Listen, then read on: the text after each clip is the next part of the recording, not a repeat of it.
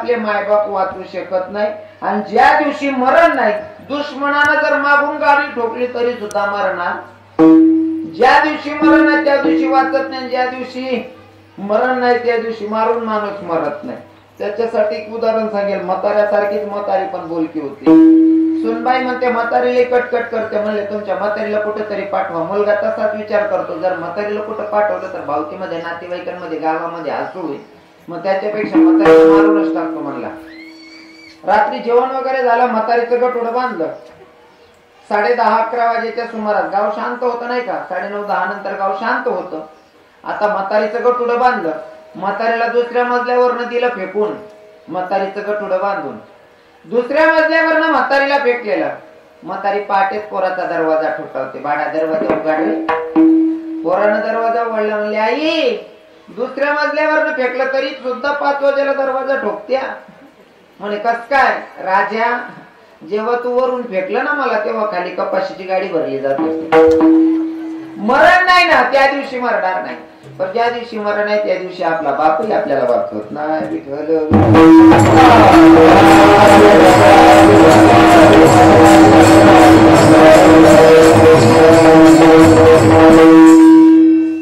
साधू संतांना भोग भोगावा लागतो. मग साधारण जीवांचं काय? साधारण जीवांना तर भोगावाच लागतो. मग स्वतः न्यायाधीश, स्वतः पंढरीश परमात्मा, तो स्वतःला वाचवतो का प्रश्न आहे. मग तो स्वतःला सुद्धा वाचवत नाही. त्याच्यासाठी उदाहरण म्हणून सांगेल ऐका. जेव्हा भगवंत निजधामाला जात होते का, निजधामाला जायच्या आधी भगवंत उंबर वृक्षाच्या खाली पोहलेले होते. भगवंत उंबर वृक्षाच्या खाली झोपलेले आहेत आणि भगवंताच्या पायात आडी होती. आडी टाकून देव झोपलेला. बोलू नका मायावो, बोलू नका. कीर्तनाची मर्यादा असते. कीर्तनात बडबड करायचं नसतं, कारण संतांचं प्रमाण आहे कीर्तनी बडबड करेल जो कोणी बेडूक होऊन येईल जन्म. म्हणून कीर्तनात कोणी कोणाशी बोलू नका. मायबाप पाया पडून सांगतो. भगवंत उंबर वृक्षाच्या खाली झोपलेले आहेत. भगवंताच्या पायात आडी होती आणि भगवंताच्या पायाला पद्म होता. तो पद्म चकाकत होता. चकाकणारा पद्म एका शिकाऱ्यानं बघितलं आणि शिकाऱ्याला असं वाटलं की कोणा प्राण्याचा पक्षाचा डोळा चकाकतोय. जसा का बाण सोडला बरोबर भगवंताच्या पायाला आणि भगवंताचं मरणच अंगुष्ठात होतं. भगवंताचं मरणच अंगुष्ठात होतं. भगवंताचा टहादिशी आवाज त्या शिकारीच्या कानी पडला. शिकारीच्या लक्षात आला आपण प्राण्याला पक्षाला नाही, आपण मानवालाच बाण मारलेला. जवळ आले पाहतात तर काय मानवही कोणा, द्वारकेच्या राजालाच बाण मारला, म्हणजे कन्हैयालाच बाण मारला. जवळ आले भगवंताच्या आणि देवाला सांगायला लागले, देवा मी तुला मारण्यासाठी नव्हता बाण सोडलेला. देवा मी तुम्हाला मारण्यासाठी नव्हता बाण सोडलेला, मला असं वाटलं कोणा प्राण्याचा पक्षाचा डोळा चकाकतोय म्हणून मी बाण सोडला होता. पण त्या प्रसंगाला भगवंतानं सांगितलं, शिकारी दादा, पारधी राजा, तुम्ही नाराज होऊ नका, हे माझं कर्म आहे, मला भोगावं लागतंय. म्हणले कसं देवा? अरे मागच्या जन्माचं कर्म आहे, मला भोगावं लागणार आहे. म्हणे कसं देवा? मागच्या जन्मामध्ये जेव्हा मी राम होतो तेव्हा तू वाली होता आणि वालीला मारताना देवानं कसं मारलं होतं? लपून बाण मारला होता. मागच्या जन्मामध्ये मी तुला लपून बाण मारलाय म्हणून या जन्मामध्ये तू मला लपून बाण मारतोय. म्हणजे माणसाचं कर्म माणसाला सोडत नाही आणि चुकतही नाही. हा सगळा अभ्यास तुकोबारांनी केला. म्हणून तर ठामपणे मांडत असताना मांडणी मानतात की भोगा भोगावाच लागतो. प्रथम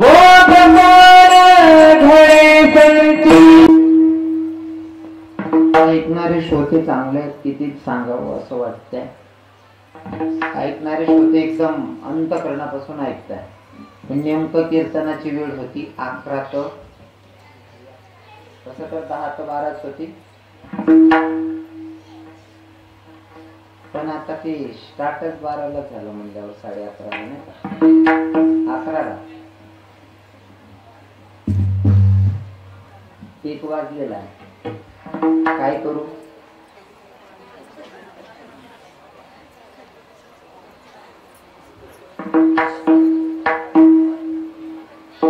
अच्छा अडाणी भाषेत बोलू असं समजतंय तुम्हाला? समजतंय? मग तसं सांगा. मला काय मी उभाट ना करतो कागद पाडणे, मला काय करणार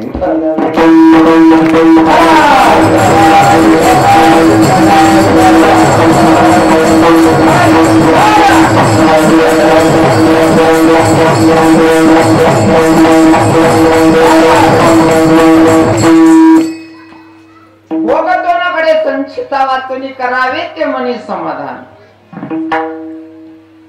भोग तो न घडे संचिता वाचून. पुढे जाऊन महाराज म्हणतात करावे ते मनी समाधान.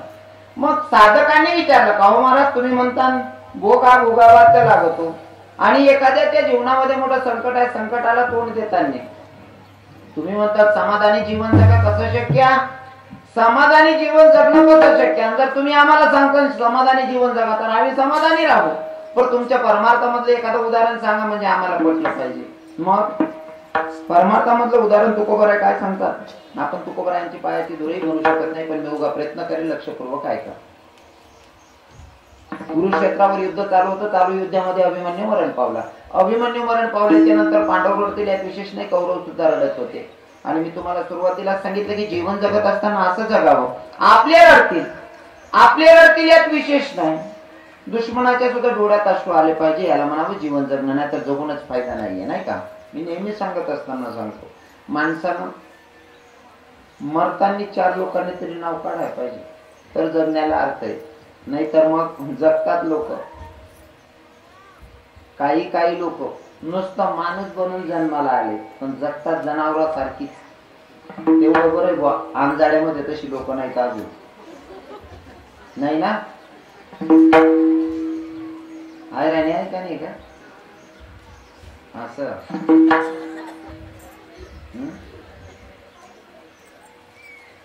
त्यांना अल्लक लागतात ना.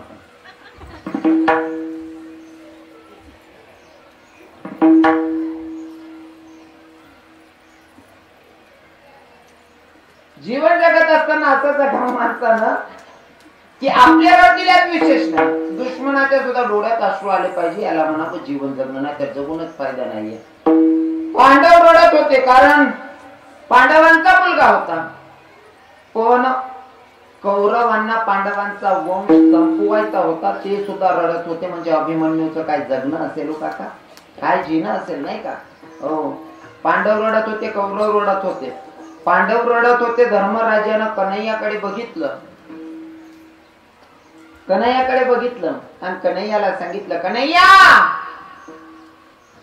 सुनो भैया, कन्हैया अरे हम में इतनी ताकत नहीं कि हम जाके सुभद्रा को बता दे कि भाई तेरा लाल हमें छोड़ के चला गया, कन्हैया हमारा थोड़ा सा काम कर दे भैया. सुभद्रा के पास जो सुभद्रा को बता दे कि भाई तेरा लाल हमें छोड़ के चला गया. कृष्ण भगवंत म्हणतात आता निरोप सांगायला मलाच जावं लागणार आहे, पण निरोप सांगायला जेव्हा जाईल ना तेव्हा कदाचित सुभद्रा खूप रडेल, खूप अवकळा करेल, माझी गचंडी धरेल, मला मारायला उठेल, सोनीची केस तोडेल, असे भरपूर प्रश्न देवाच्या मनात होते. पण देव निरोप घेऊन जातात, मुलगा मेलेला आहे सांगायचा, आणि सांगत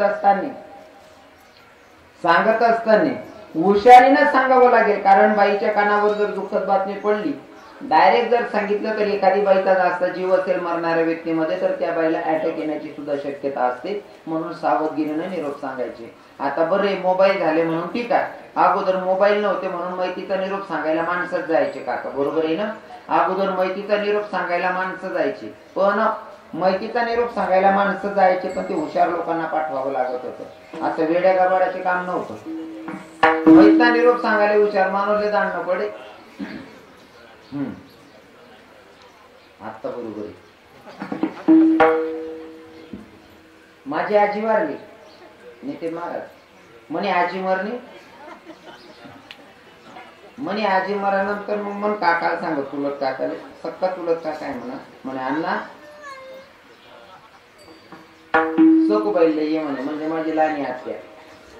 पण म्हणे पाय जाशील पोरले गाव राजू नको बरं, तिला मायमा जास्त जीव होता म्हणे, नाही ते तिने जट काही पोर मर जाईल म्हणे.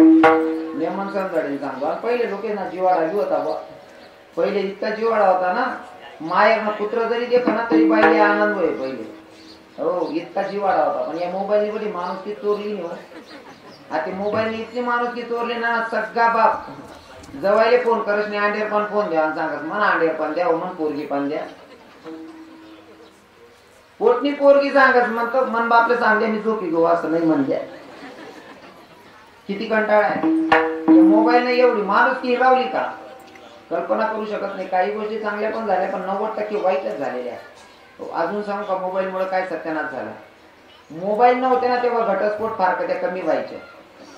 बाबा काय मत आहे तुमचं काका. खरं आहे ना. मोबाईल नव्हतात ना फार कधी वयत नाही, जास्त घटस्फोट वयत नाही. का बरं वयत नाही? कारण पोरगी जरी शिकलेली असली, इकडनं अंतरदेशी लिहायची, पत्र लिहायची, लेटर लिहायची, ते लेटर 3 दिवसाच्या नंतर जायचं मायबापाच्या हातात पडायचं. मग त्या वाचेत गोमन पूर्ण जवळनं भांडण होई जायचे. मग त्या मायबाप स्वतः ना चिठ्ठी लिखेत, बहीण आमना वावरना कामे चालू आहे, शेतीना कामे चालू, शेतात ते काही जमणार नाही, तुम बापना शेतीना काम आवरायला का तुम बापले दाट दिसू. ते कार्ड येवाना 3 दिन शेतीना कामे आवराना 8 दिन, 3 आणि 3 6 आणि 8 कितला ना 14 दिवस सहज चालला जाय. आणि मग तो बापल्याला याद राह की मग पोरे लेवा जाणे, जवाईनं नांडेनं भांडण झाले, पोरण जवाईनं नाही का. मग तो बाप ये, बाप उन्हा का पिशवी ठीक का, बापले पोरगी पाणी ना ग्लास भरलाय, बाप पाणी पी, बापनं पाणी पिवाच होत नाही तोपर्यंत पोर एवढी डबी काढले आणि बापना आत्महत्या दे. बाप विचारे बिना ऐका काय नाही पप्पा तुम ना जवाईन तर मला कानमाना बनायची ना. तो बापले असं वाटे मी का बाई इज्जत द्यायला आलो नको वाटे. म्हणजे सांगायचं तात्पर्य असं की 15 दिवसाच्या नंतर वातावरण एकदम क्लिअर होऊन जायचं. पण आता मोबाईल मुळे काय सत्यानाश झाला, आज भांडण झाली सकाळी लगेच पोरगी फोन करते, पप्पा हे मला घाण शिवाय देत आहे, तुम्ही घ्यायला येऊ जा. बाप लगेच संध्याकाळपर्यंत येऊन मरतो. पण मला त्या बापांनाही सांगावं वाटतंय, जर तुझ्या पोरगीला 1-2 शब्द जावाई बोलतोय, तुला वाईट वाटतंय, तुला सहन होत नाही, ठीक आहे सहन करू पण नको दादा, पण एकदा एकांत मध्ये बस आणि तू तुलाच प्रश्न कर, तू तुझ्या बायकोला एकही शब्द बोलला नाही का आयुष्यामध्ये. मी त्या पोरींनाही सांगू इच्छितो, तू ज्या बापाला फोन करते ना बाई, ज्या मायला फोन करते ना आता त्या मा बापाला पाठव घ्यायला, त्या पोरीला माझा असा प्रश्न आहे, तू एकदा तुझ्या मायला विचार, आई मा बापाने तुला कसं वागवलंय. ती माय सांगे ओ बाई म्हणा पुरा 33 पिढीना उद्धार करता की ओ माय तुला बाप. आते पोरे काय बोलतात नाही, आते ना पोरे फक्त मूर्ख नालायक एवढं तेवढं, बरोबर आहे का नाही. एवढी शिवीगाड करत नाही. पहिला म्हातारा ते इथला असा गाळ्यात येत ना आणि असा मारेत ना. या बा जुन्या म्हातारीला विचारा कसं वातावरण होतं आजी माय. हा एक बुकामा मुका कटाची पहिली म्हातारा असं वातावरण होतं. आता ते काहीच राहिलं नाही ते. हो पहिल्या बाईला एवढा तराडा होता ना, सासूना पुढे एक बी शब्द बोलत ना तरी सासू सांगे वाजा नको वाजवा नाही, ते मन आंडवले दुसरी करलंय तू. सासूना पुढे सुनबाई एक बी शब्द बोलले ते सासू सांगे वाजा नको वाजवा, जास्त बोलू नको नाही, ते मन आंडवले दुसरी करलंय तू. आता सासू असं ते शिट्ट्या बुकानच बंद होईल, कारण कुवाराला भेटत नाही वारदाना कोई नंबरला ते. बरोबर आहे की नाही. हो पहिलं काहीच राहिलेलं नाही आता. पहिलं कोणतंच राहिलं नाही. पहिले एवढा तराडा होता ना, नवरा बायको दोन्ही जर शेतात राहत ना, 1 तास पहिले बायको नवरा सांगे बाय मी येत तोपर्यंत स्वयंपाक करी ठेव. बाई नवरा येवान पहिले 1 तास मग स्वयंपाक बी करी ठे आणि नवरा जेवण करताच झोपीन, खाट गादी बी टाकी ती. कितला तराडा होता पहिल्या बाईसले. आते पहिल्या बाया नवरा येवान पहिले रांधीत येत आणि जेवण वाहन पहिले खाट गादी टाकीत येत. एवढ्या तराडा मारा पहिल्या बाया. आते कसं काय वातावरण आहे बहिणीसोबत. आते मन बहीण आरताली का ना उपास धरलेच गलिमाची आपे फिरस नाही भाऊ पोरले झोपाले. हो भाऊ पहिलं काहीच राहील नाही शाळेत. नुसतं जुनं सांगा ना तरी सुद्धा आपलं एक कीर्तन व्हायचं. हो पहिल्या बाईस ना इथला तराडा होता. जर कधी एखादा गावमाना म्हातारा बी देखील ना तरी पहिल्या बाया डोक्यावर ना पदर पडू देत नाही. माझी बरोबर आहे ना. हो नाही बाई मा सासरचा आहे, मा सासरा लागत असन, मा जेठ लागत असन, एवढी मर्यादा होती पहिल्या बाईसले. हो गावमाना म्हातारा आहे, वयस्कर आहे, तो तर नाही शरीर टोपीवाला आहे, मर्यादा मारा ना पडेल, त्याला देखील पदर लेना पडेल, असं मर्यादा होती पहिली. आते कस काय वातावरण शे. आते सासरा बिसरा काहीच नाही म्हणत. पहिल्या बाया गावमाना माणूसले ब्याईसने सुद्धा डोकार पदरली आहेत. आता ते सगळ्या सासरांना सुद्धा छातीने बिल्ल मोठ टाकाल करत म्हणते. मर्यादाच नाही राहिली ना महाराज, मर्यादाच नाही राहिली. नाही तर पहिली एवढी मर्यादा होती ना. विक्रा काय पुतण्या म्हणता का तुमच्याकडे. हा जेठचा मुलगा असेल त्या पुतण्याच म्हणता ना. पुतण्या जर का जेठ सारखा दिसत असेल ना तरी सुद्धा बाकीच्या काट्या आहेत ना, तो पुतण्याला बघून खाटेवर न उठायच्या. एखादी देराणी जेठाणी सांगायची बस ना गो बाई काय झालं, आपला मुलगा आहे तो, असू द्या गो बाई, तो म्हणा देर जेठ सारखा दिकस. म्हणजे एवढी मर्यादा होती अगोदर. आता ती मर्यादा राहिली नाही. हो आता ती मर्यादा अजिबात राहिली नाही. फक्त वहिनी मर्यादा पाळांसाठी त्या सासू सासरा बी तेवढा भारी होता. पहिले बाया सासरा देखतात डोकार पदरलेले, सासरा बी तेवढा इज्जतदार होता पहिला. आता काही काही जे पण राहणार ना त्याने पुरं उलट वातावरण कर टाकेल. जर सासराला असं वाटत असेल सुनबाईने मला देखील पदरलेला पाहिजे, सासरा बी तेवढा आबरूदार पाहिजे. पहिला सासरा आहे ना, पहिला सासरा बायकोन संगे सुद्धा बोलाल का आपले सुनबाईंसमोर. सगळी बायको सुद्धा बोलत नाही नितीन महाराज. आज बायको सगळीच राजवा. सुनबाईना समोर बायकोले सुद्धा बोलाल घाबरेत का न जाणू म्हणा बोला मग जर तोल घ्या. मग सुनबाई काय विचार करी माय मन सासरा काय अक्कल नाही काय बी बोली पडत मन सासू. म्हणजे सुनबाई समोर बायकोले सुद्धा बोले नाही सासरा, एवढी मर्यादा होती. म्हणशील पहिल्या सुनबाई इज्जत करेत, आतेना सासरा बी वाल्यापणा करतात. म्हणशील पुरी इज्जत करतेच नाही. आतेना सासरा सुनबाई गरमा कामे आवरली तो इथंची चड्डी घालीन गरमा फिरत. हो बाबा चड्डी तरी मोठी घाल बाई. वा आई तर चड्डी घालीन फिराना तू बाणच करून ना. अपेक्षा जर करायची असेल समोरून तर त्याच्यासाठी आपणही तेवढे खरे उतरले पाहिजे. बरोबर आहे की नाही. मी काय सांगत होतो पहिले काहीच राहिले नाही. आता बरेच पद्धती बदल झाल्या. मोबाईलमुळे काय काय झालं, मोबाईलमुळे काय काय झालं माहितीये का. काही गोष्टी चांगल्या झाल्या, काही गोष्टी वाईट झाल्या. आता वाईट काय काय झालं ते जर सांगायला गेलं तर पूर्ण 2 तास लागतात मला नुसतं ते सांगायला. विषय असा आहे वाजलेत आता 1:15. मी बी येऊ गो हो आप्पा माल बी लई चाला तडे पुंजी दे रही.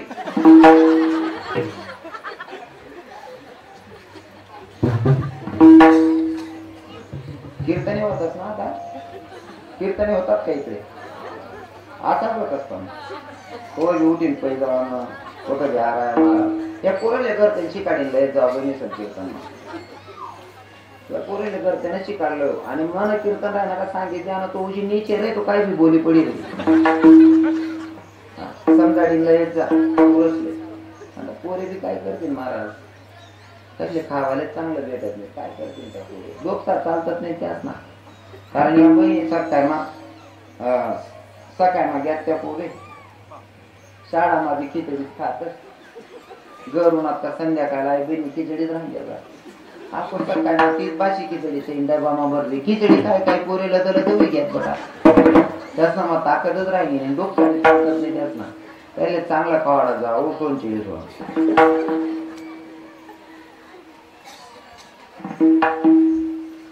स्वतः भगवंत जातोय निरोप सांगायला माहितीत. आणि माहितीचा निरोप सांगायला हुशार माणूस लागत होता. माझ्या काकाला पाठवलं माझ्या आत्याला घ्यायला. म्हणले जा रे अण्णा सखूबाई घेऊन ये.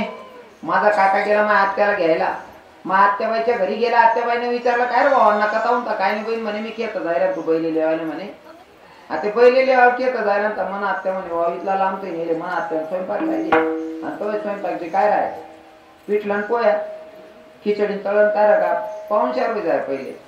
आत्ते वय राहणार गंगर गो त्यांनी कोंबड सुद्धा कापणे मारी सुद्धा टाकायचं मंगर घरून उपाडीत कापसून आज सांग. तुमच्याकडे बी येत का असा पाहुणा येतच का त्या बी काय करतील तुम्ही तरी जाईल कोंबडा काय येतात तुमच्या कापणात पडतील. माझ्या आत्यानं माझ्या काकाला बघितलं स्वयंपाक लावला मस्त जेवण वगैरे केलं. जेवण वगैरे झालं ना आत्याच्या दारातच निंबाचं झाड आहे. झाडाखाली मस्त खाडगाची टाकून घेतली. भाऊनी घेतलं झोपून. कशासाठी गेला होता माय माहितीचा निरोप सांगायला. अहो भाऊ मस्त खाडगाची टाकली नाही काय देणं झोपिली ना.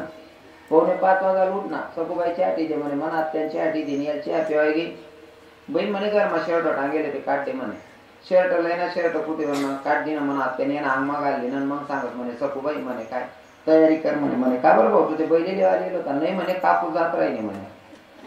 माय कवय सांगा ना होत कवय सांगायला पाहिजे होतं. त्यानं खाईन झोपली ना बाणत सुरत नाही. आता गणत बुलगेर वगैरे राहते त्यात मसाला सापडत नाही. मैत्रीचा निरोप सांगायला माणूस हुशारच लागतो. आता हे तर स्वतः जगाचा मालक आहे. जगाच्या मालकाला सांगितलं कन्हैया अरे भाई हमें इतनी ताकत नहीं कि हम जाके सुभद्रा को बता दे कि भाई तेरा लाल हमें छोड़ के चला गया कन्हैया हमारा थोड़ा सा काम कर दे भैया. कृष्ण भगवंत विचार करतात जर कमी सुभद्रेला सांगितलं सुभद्रे तुझा एक पोरगा मरण पावला. सुभद्रा खूप रडेल खूप अवकडा करेल माझी गचंडी धरेल मला मारायला उठेल. भरपूर प्रश्न चिन्ह उभे राहत होते देवाच्या पुढं. भगवंतानं जावं आणि सुभद्रेला सांगायला सुरुवात केली, सुभद्रे तुझा अभिमन्यू गेला. दादा कुठे गेला? अजून कुठं युद्ध चालू आहे का? कुठं युद्धाला पाठवलं का? म्हणले नाही ग बाई, तुझा अभिमन्यू आपल्या सल्ल्यांना सोडून कायमचा गेला. दादा काय सांगतो? म्हणले हो बाई, तुझा अभिमन्यू आपल्या सल्ल्यांना सोडून कायमचा गेला. कायमचा गेला ऐकल्याच्या नंतर सुभद्रा जागीच धरणीवर बसले. सुभद्रा रडतही नाही आणि सुभद्रा बोलतही नाही. देवाच्या मनात प्रश्न होता, सुभद्रा खूप रडेल, खूप अवघड करेल, स्वतःची केस तोडेल, माझी गचंडी धरेल, मला मारायला उठेल, याच्यातली कोणतीही कृती सुभद्रा करत नाही.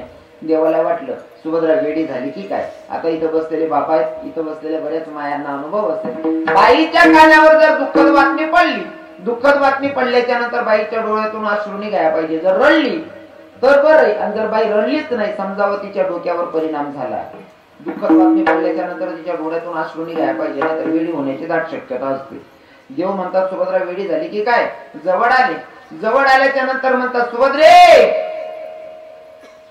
ए सुभद्रे अगं रडना, तू काय दगड्यासारख्या हृदयाची झाली, तुझा एकुलता एक पोरगा मरण पावला. सुभद्रे तुला रडायला येत नाही? अगं रडना वेडी रडना. सुभद्रा काहीच बोलत नाही. कदाचित सुभद्रा वेडी झाली का काय असा प्रश्न देवाच्या मनात आला. हात धरला सुभद्रेचा आणि हलवलं आणि सांगितलं सुभद्रे अगं रडना, अगं काय दगड्यासारख्या हृदयाची झाली, तुझा एकुलता एक पोरगा मरण पावला, तुला रडायला येत नाही? सुभद्रे अगं रडना. सुभद्रानं देवाकडे बघितलं, देवाला सांगितलं देवा तू मला रडायला सांगतोय ना, ऐक ना देवा. अरे तुझे संत तुझी बडाई मारत असताना सांगतात चाले हे शरीर कोणाचे, असत्य कोण बोलवी ते हरिविना. अरे तू गीतेमध्ये सांगतोय ना, म्या बोलविल्या वेदू बोले, म्या चालविल्या सूर्य चाले, म्या हलविल्या प्राणो हाले, हे तूच सांगतोय ना. हो. आणि पुन्हा 15 अध्यायामध्ये तू म्हणतो ममैवांशु जीव लोके जीव भूता सनातन मन श्रेष्ठ इंद्रियाने प्रकृती स्थानी करशती.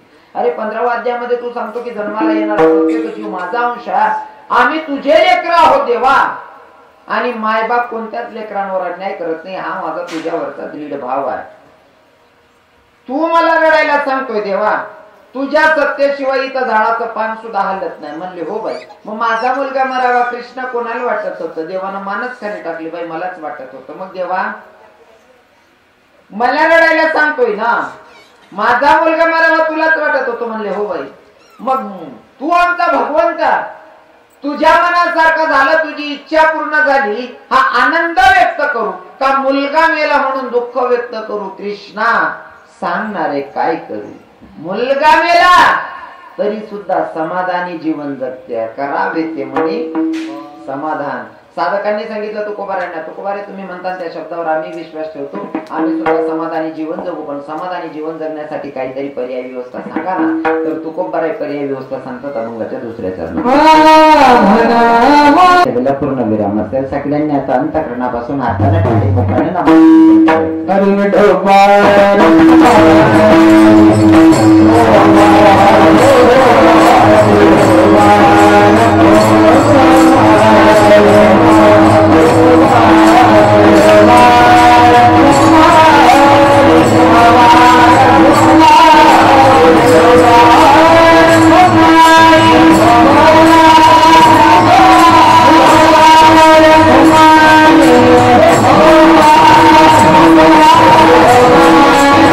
Oh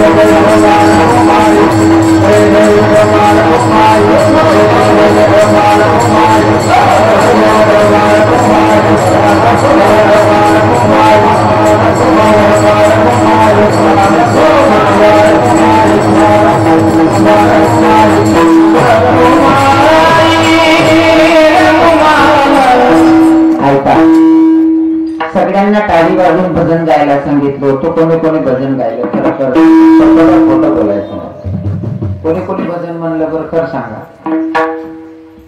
हा का देवाची आणि तुमची काही भांडण झालेली आहे का? मग भजन का गात नाही तुम्ही?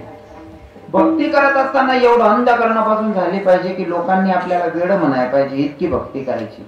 जसं की माझ्या राधेनं भक्ती करावी देवाची. किती वेळी भक्ती केली माहितीये का? 16,108 बायका असल्यावर सुद्धा देव विशेष प्रेम राधेवर करतो.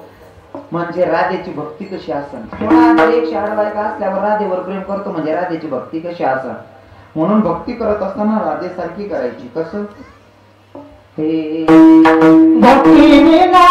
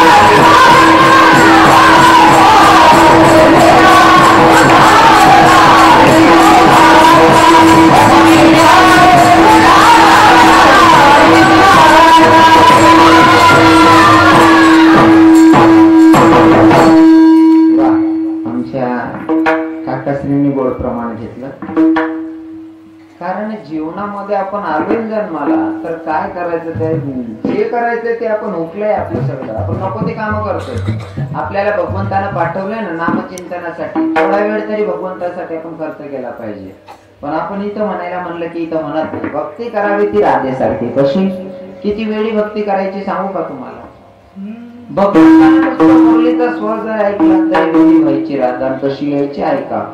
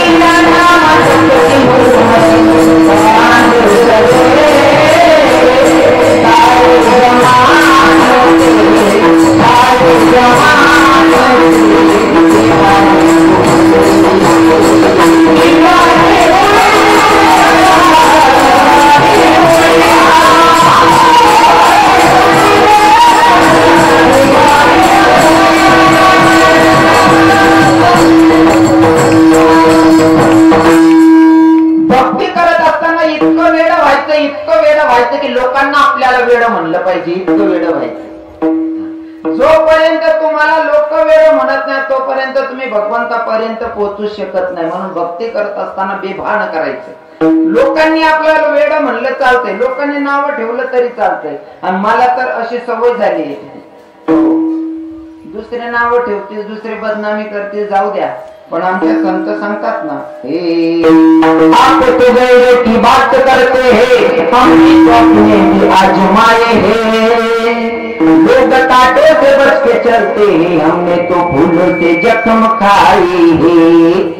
तू किसी की ऐब को बेनकाब न कर, तू किसी की ऐब को बेनकाब न कर. हम तो भले ही बुरे हैं, तू तेरी नजर खराब न कर. बुरा किसी को मत कहो, खुद बुरा हो जाएगा. और ये माटी का पुतला किसी दिन माटी में मिल जाएगा. बुरा देखन मैं गयो, बुरा मिला न को. जब घट भीतर देख लिया तो मुझसे बुरा नहीं को. दादा, नाव ठेवणाऱ्यांच्या नादी लागायचंच नाही. नाव ठेवणारे लांबचे राहणे जवळचेच असतात. बरोबर आहे ना माडी आई? बरोबर आहे ना? लांबचे नसतात, जवळचेच असतात. हो, दुसऱ्याला काय पडेल? तुम्ही जर आंधळा बंगला बांधा, तुमच्या काय मुंबईवाला फोन करत का पायाचा सारखा असं दुसऱ्याला पडेल नाही. आपला आपला किडा पाडणारा राहत. भक्ती करत असताना इतकं बेभान होऊन करायची ना, जसं की मला सांगायला आवडेल. आणि बऱ्याच कलाकार येईल होते, त्याचा ध्यान नाही जाईल महाराज काय म्हणणं. चाल कसली असू द्या, हो भाव आपले चांगले ठेवायचे. कसं मला भरलं तुझं आढळे, मला भरलं तुझं आढळे, तू माझा नंद लाल रे, तुझ्या बेबीसाठी जीव माझा वाढलेला होतोय. तुझ्या बाबा माझ्या परी,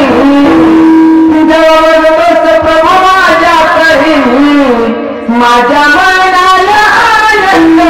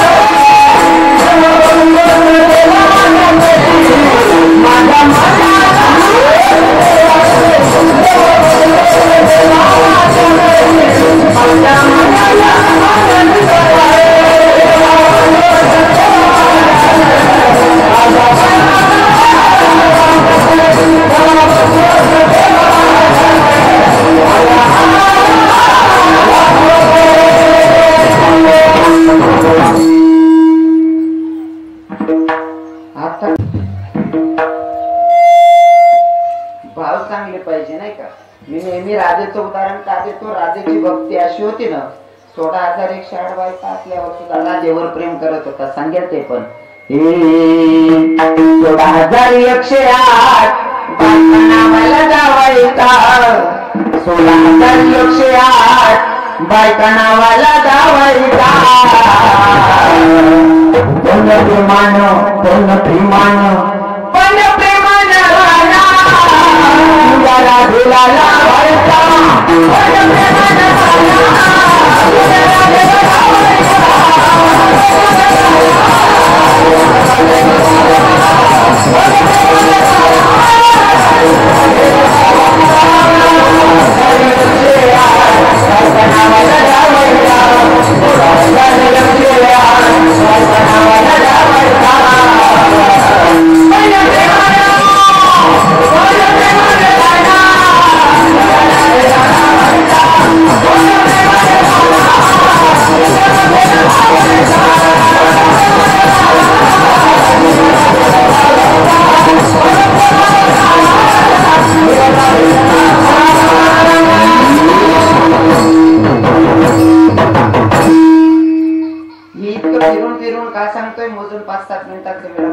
काम असेल.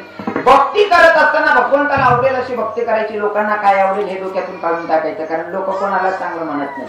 इतके वायवार लोक जन्माला आलेत, दोघं तर एवढे वायवार जन्माला आलेत, कधी कोण कोणाला काय नावं ठेवून काही सांगता येत नाही. बरोबर आहे ना? तुम्हाला नावं ठेवतील यात विशेष नाही, मला नावं ठेवतील यात विशेष नाही. काही काही पोरं तर आमच्या जवळ येतात, मलाच म्हणतात रवी किरण महाराज आमच्या म्हाताऱ्याला काही अकलच नाही. म्हणजे बापात सुद्धा दोष काढतात. एक पोरग माझ्याकडे आलं, मला म्हणलं रवी किरण महाराज आमच्या म्हाताऱ्याला अक्कलच नाही. म्हणलं खरंच अक्कल नाही त्या म्हाताऱ्याला. त्याला जर अक्कल राहिली की तू जन्माला कशाला घातला असतं त्यानं. जर बापात दोष काढणारे एवढं जन्माला येत असेल, तुमच्यात माझ्या दोष काढणार नाही कशावरनं. लोक काय म्हणतील डोक्यातून काढून टाका. फक्त एकच डोक्यात ठेवायचं, आज आप्पासाहेब आपल्यातून निघून गेलेत त्या मार्गाने आपल्याला सुद्धा जायचंय.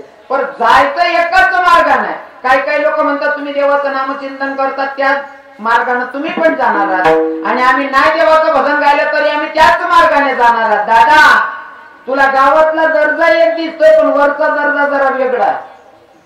हा दर्जा दिसतोय ना गावातला, गावातल्या किनाऱ्याचा त्याच दर्जातनं निघावं लागतंय आणि माळकऱ्याला त्याच दर्जातनं निघावं लागतंय. इथला दरवाजा दिसतोय तुला, तिथलं कुठं बघितलंय तू अजून? आणि अजून सांगू का, जर आपण भगवंताचं नामचिंतन केलेलं असेल तर भगवंत प्रेमानं उचलतो. फॉर एक्झाम्पल, उदाहरण म्हणून सांगेल, मांजर असते का, मांजर पिलाला जन्माला घालते.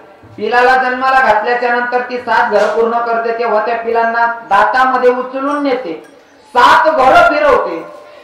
पण एखाद्या मांजराच्या पिलाला दात लागलेली दिसलीत का? दिसले का? नाही ना. तेच दाता मांजर तीच आहे. आणि जर समोर उंदीर आला तर कशी पकडते? असं प्रेमात का, ये रे माझ्या राजा बाबू, ये रे मग ते पप्पी घ्यायची रे, इकडे ये रे, असं म्हणते का? दातही तेचा, मांजर सुद्धा तीचा, पण उचलायची पद्धत बदलते. तसं नामचिंतन केलेलं असेल तर माझा भगवंत प्रेमात नेतो. आणि जर केलंच नसेल, जसं मांजर त्या उंदराला पकडते तसं पकडून नेतो. मग आता तुम्ही ठरवायचं आपण देवाच्या तोंडात जाताना कसं जायचं ते. बरोबर आहे ना? म्हणून अंतःकरणापासून देवाची भक्ती करायची. आप्पासाहेब आपल्यातून गेलेत. मी तर आता असं म्हणेल आप्पांच्या परिवारातून आप्पा गेलेत, पण खरं तर महाराष्ट्र आप्पांच्या कलेला पोरका झाला. कारण आप्पांसारखा कलाकार पुन्हा होणे नाही. आप्पांची अशी ताकद होती. जेव्हा मी कार्यक्रम घेतला ना, तर बरेच बॅनर वगैरे बनवले, व्हॉट्सअपला बरेच चर्चा चालली नाही का. तर मला किती लोकांचे फोन आले, महाराज नामा आप्पांचं 10 किलो विजेचं कीर्तन तुमचं आहे. म्हणलं हो माझं आहे. तुम्ही कीर्तन करणार आहात? म्हणलं हो मी करणार आहे. महाराज माणूस एवढा खास होता का आप्पा? आप्पाने जर ठरवलं समाजाला हसवायचं तर आप्पा हसवायचे, आणि आप्पाने ठरवलं समाजाला रडवायचं तर आप्पा रडवायचे सुद्धा. ही ताकद एका खास कलाकारामध्ये, म्हणजे साक्षात सरस्वती ज्याच्या प्रसन्न असेल तोच कलाकार करू शकतो. अन्यथा एवढं सोपं नाही. कदाचित हसवणं सोपं आहे, पण रडवणं एवढं सोपं नाही. बरं, हसवणं सोपं आहे, रडवणं एवढं सोपं नाही. या मला बाहेरच्या लोकांनी जेव्हा सांगितलं की महाराज रवी किरण बाबा तुम्ही जाताय ना, ज्या व्यक्तीच्या रस्त्या विधीला जाताय ती व्यक्ती सारखं व्यक्ती भेटणारच नाही. मी लहानपणी ऐकलेलं होतं, म्हणजे मी लहानपणी बघायचो तमाशा. आताही मला आवड आहे, पण बघायला भेटत नाही. त्याचं कारण असं की तुमचाही रात्रीचा कार्यक्रम असतो, माझे कीर्तन रात्रीचे असतात, म्हणून शक्य होत नाही. नाहीतर ती एक जिवंत कला आहे. पिक्चर जर बनवायचं असेल ना, एक पिक्चरला कमीत कमी वर्ष लागतं. कारण काय असतं माहितीये का, ते फक्त प्रमाणशीर कट करतात आणि तेवढाच पिक्चर बनवतात. तर चुकलं तर ते कट केलं जातं. पण हे व्यासपीठावर जिवंत कला दाखवतात ते फक्त तमाशगीर, बाकी कुठं सापडत नाही. आणि ती कला आमच्या आप्पांमध्ये होती. आप्पांनी ठरवलं लोकांना रडवायचं, लोकांना हसवायचे. आणि मला आता एक व्हिडिओ पाठवला होता आप्पांचा, श्रद्धांजलीचा व्हिडिओ होता आणि आप्पांचं गायन केलेलं होतं, गीत म्हटलेलं होतं. महाराज काय आवाज होता का आप्पांचा, गीत म्हणलेलं होतं आप्पांनी. मला व्हिडिओ आला बरं का, आणि दादा साहेब मला व्हिडिओ आला आप्पांचा एक. एवढं गोड गायन होतं आप्पांचं. म्हणजे प्रत्येक गोष्टींमध्ये परिपूर्ण व्यक्ती. जसं आपण म्हणतो सर्व गुण संपन्न, व्यासपीठावर मतलब तुमच्या स्टेजवर जे सर्व गुण संपन्न व्यक्ती होते ते म्हणजे नामा आप्पा. आप्पा आज आपल्यातून निघून गेले. आता आप्पा चालले गेले, जर अनिल दादांनी म्हणा की त्यांच्या भावांनी म्हणा की ते काकाच्या पोरांनी म्हणा, भीमा काकांच्या पोरांनी म्हणा की आप्पांच्या पोरांनी म्हणा, जर ठरवलं की माझ्या पप्पांना माझ्या काकांना बोलवायचंय, आता कितीही प्रयत्न केले तर आता आप्पा येणार आहेत का, दिसणार आहेत का आप्पा? अजिबात नाही. मी तर त्या अनिल दादाकडनं माझे भाव व्यक्त करेल तर माझ्या भावात हेच सांगेल, अंजाळी या गावाचा नाम आप्पा या नावाचा दादा होता रे लय गुणाचा का सोडून गेला ता मला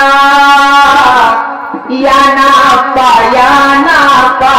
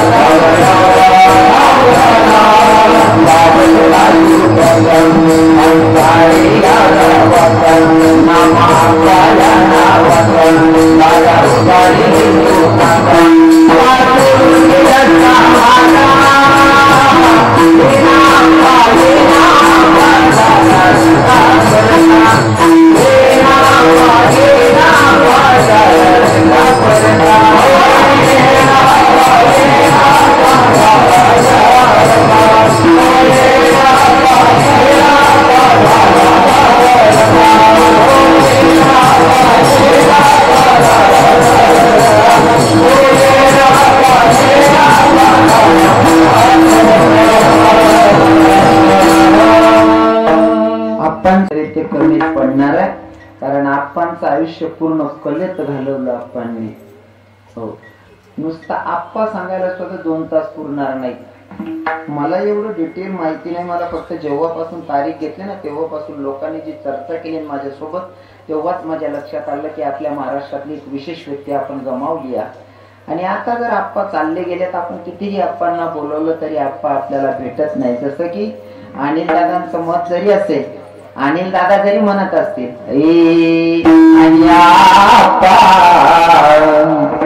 तर तुम्ही आना पुन्हा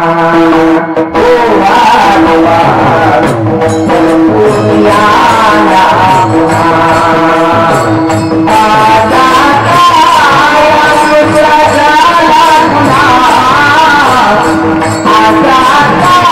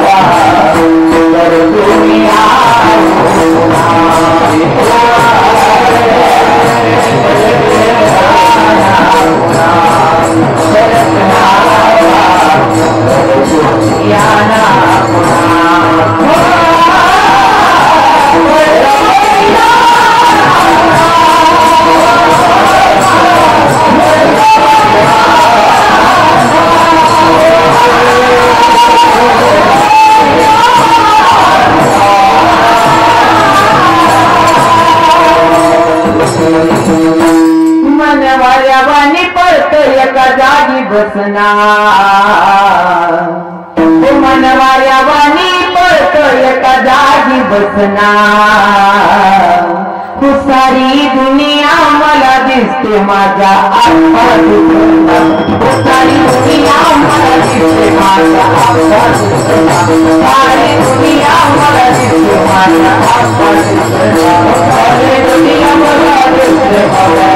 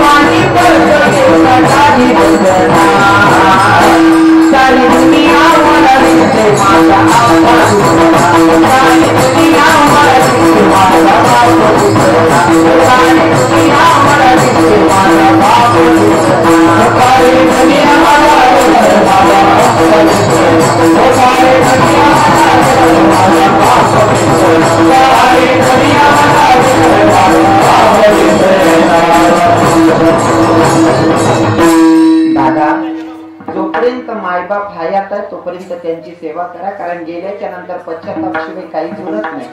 कसं आहे ना, जोपर्यंत मायबाप हयात आहे तोपर्यंत आपल्याला मायबाप कळत नाही. पण मी लहानपणी एक सुविचार वाचला होता, डोंगरावर गेलेला सूर्य पुन्हा दिसू शकतो, डोंगरावर गेलेला सूर्य पुन्हा दिसू शकतो, पण मातीआड गेलेले मायबाप दिसत नाही. म्हणून जोपर्यंत मायबाप हयात आहे तोपर्यंत त्यांची सेवा करा. पण कसं आहे ना, ज्याचे असतात त्याला कळत नाही आणि गेल्याच्या नंतर कळत. पडतो पण तेव्हा ते नसतात बघायला. म्हणून जोपर्यंत हयात आहे तोपर्यंत प्रेम करा. काय ना, ज्याला हात नाही त्याला विचारावं हाताची किंमत काय असते, ज्याला पाय नाही त्याला विचारावं पायाची किंमत काय असते, ज्याला डोळे नाही त्याला विचारावं डोळ्याची किंमत काय असते. घरामध्ये 2 तरुण मुली आणि खिशात 1 रुपया नाही, त्या बापाला विचारा पैशाची किंमत काय असते. 2-2 किलोमीटर अंतरावर पाण्याचा सहारा नाही या आणि तहानलेल्या व्यक्तीला विचारा पाण्याची किंमत काय या. त्याचप्रमाणे ज्या मुलाचा बापच गेलाय, ज्या मुलाची माय गेली असेल त्या मुलाला विचारा, दादा तुझा बाप नाही तुला जीवन कसं वाटतंय रे. तर तो मुलगा सांगेल, दादा माय आणि बाप गेल्याच्या नंतर असं वाटतं जणू काय माझा सुखाचा समुद्र आटल्यावानीच वाटतंय रे.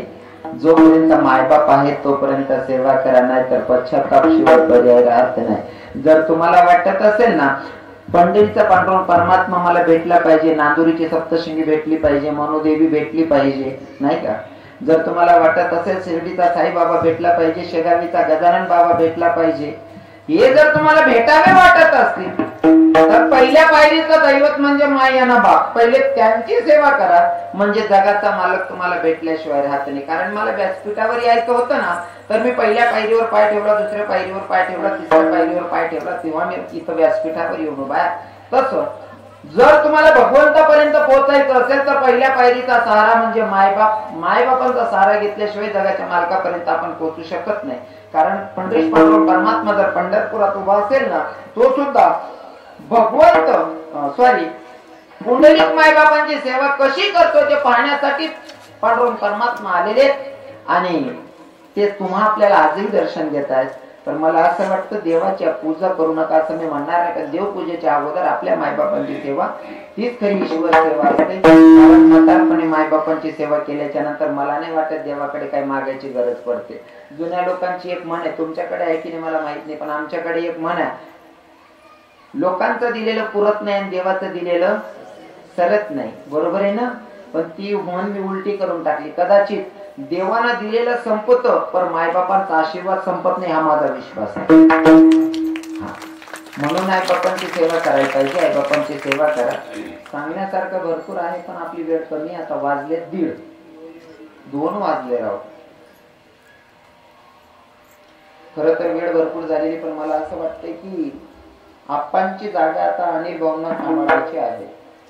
तर अनिल भाऊ मी तुम्हाला असं विनंती करेल की तुम्ही तुमचं मनोगत समाजाला 2 मिनिटं मांडलं पाहिजे. कारण समोर युट्यूब वाले दादा आहेत, युट्यूब वालेच आहेत ना. हा, तर हे जे मनोगत आहे अनिल दादांचं हे लोकांपर्यंत पोहोचलं पाहिजे. कारण काही लोकांना काय गैरसमज होईल, पहिले मोठे काका वारले, काय काय नाव होतं काका, हा भीमा अण्णा वारले, आता नामा आप्पा वारले. म्हणजे लोकांच्या मनात हे भाव होतील की आता तमाशा बंद पडतो की काय, पण बंद पडतो की काय. पण मला असं वाटतं की त्यांच्या पावलावर पाऊल ठेवून चालण्यासाठी अनिल दादा आहेतच खंबीर. तर अनिल दादांनी समाजाला तो संदेश द्यावा की आपण कायमच हा कार्यक्रम करूया, हे थांबूया. हे तुमचं मनोगत तुम्ही समाजाला सांगा. तोपर्यंत आम्ही आता 2 मिनिटासाठी ज्या संतांनी मला तुमच्यापर्यंत सांगायला पाठवलं त्या संतांचा अगोदर भजन गाऊया. त्या सावता महाराज असतील, नाथबाबा असतील, संत चोखा मेळा असतील, संत मीराबाई मुक्ताबाई असतील. नाव कोणाचं सुटतंय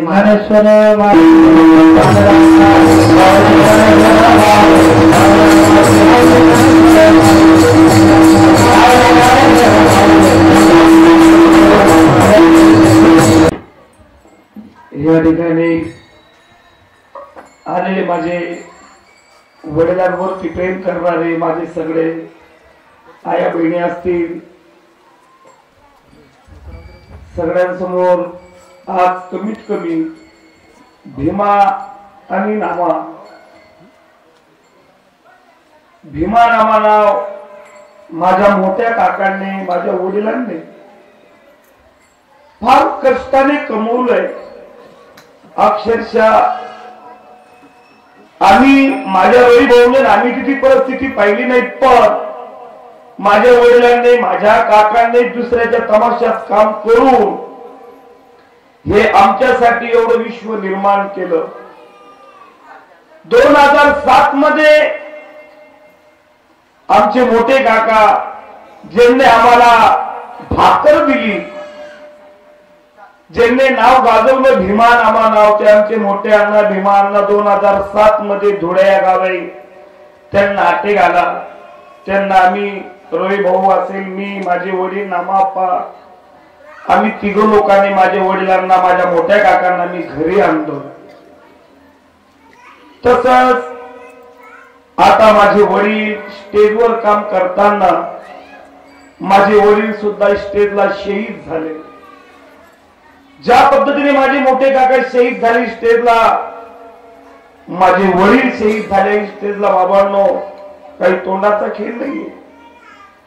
माझ्या वडिलांसारखं नाव, त्यांच्यासारखी समाजसेवा आम्ही दोघही भाऊ करू शकत नाही. पण मी आज सगळ्यांना सांगू इच्छितो की जोपर्यंत माझा सुवास चालू आहे तोपर्यंत भीमा नावाला कलंक लागू देणार नाही. आणि ज्या पद्धतीने माझ्या वडिलांनी भीमा नाव कमवलंय त्याच पद्धतीने भीमा नाव चालू आहे.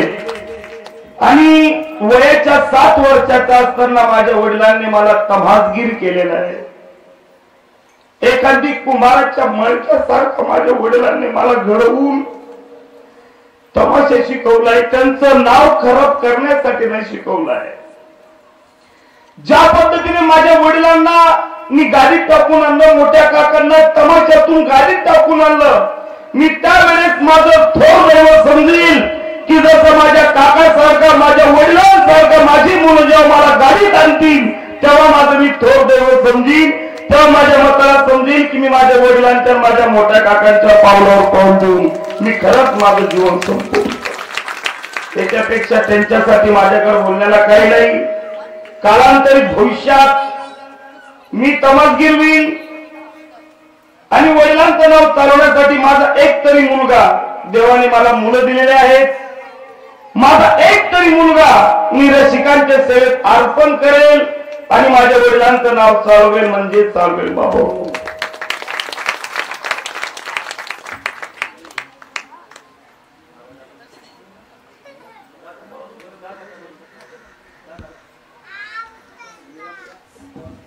जय म्हणजे कैलासवासी नामाप्पा यांच्या दशक्रिया निधीनिमित्त हरिभक्तपरायण रविकरणजी महाराज यांचा कार्यक्रम अतिशय सुंदर आणि चांगल्या प्रकारे पार पडला. आपण सगळ्यांनी या कार्यक्रमाला आवर्जून उपस्थित दिल्याबद्दल मी आणि भाऊ रवी भाऊ यांच्यातर्फे आपले सगळ्यांचा आभार मानतो. तसेच नामाप्पांना मी माझ्या बाबरी गावाच्या ग्रामपंचायतीच्या वतीने, माझ्या ग्रामस्थांच्या वतीने भावपूर्ण श्रद्धांजली अर्पण करतो व नामाप्पांना वरती चांगलं हे मिळो अशी मी परमेश्वरची प्रार्थना करतो आणि माझे 2 शब्द संपवतो.